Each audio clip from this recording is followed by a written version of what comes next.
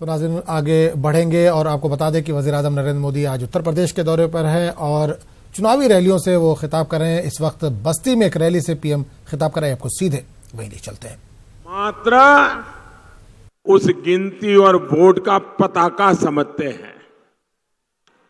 जैसे पैसे एक खाते से दूसरे खाते में ट्रांसफर होते हैं, ये इंसान को भी एक कॉन्ट्रैक्टर की तरह मेरे पास 50 है, इस बार तुम ले जाओ, बदले में मुझे ये दे देना। मेरे पास 200 लोगों की बिरादरी है, इस बार तुम ले जाओ, मुझे बदले में ये देना।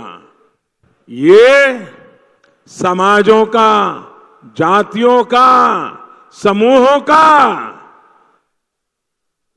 खरीद बिक्री कर रहे हैं। भाइयों, क्या हमारे देश का नागरिक इस प्रकार से कोई हमारे सौदे करे, ये हमें मंजूर है क्या?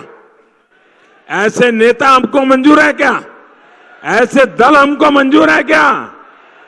इस बार लोगों का जमीर जग चुका है और जनता ने तय किया है कि नेता अपनी खातिर ये खरीद बेच की बिक्री चला रहे हैं।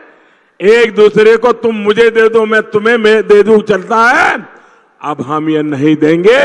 हम जो भी करेंगे देश के लिए करेंगे।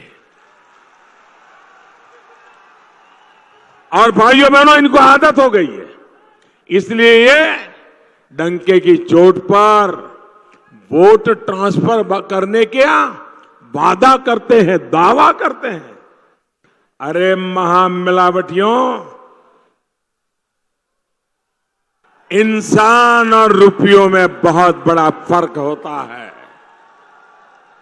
और मेरे देश का, मेरे उत्तर प्रदेश का हर नागरिक, वो गरीब हो सकता है, लेकिन वो कभी बिकाऊ नहीं हो सकता है। आप लोग बिकाऊ ठेकेदार हो। साथियों, ये लोग भूल रहे हैं कि मेरे उत्तर प्रदेश के साथी, मेरे यहां के वोटर किसी दल के बदलने से नहीं बदलते। नीति और नियत के आधार पर उत्तर प्रदेश के लोग अपना मन बनाते हैं। और यही कारण है कि महामिलावटी लोगों के बंधन की गांठ अब ढीली पड़ चुकी है। साथियों, अभी जो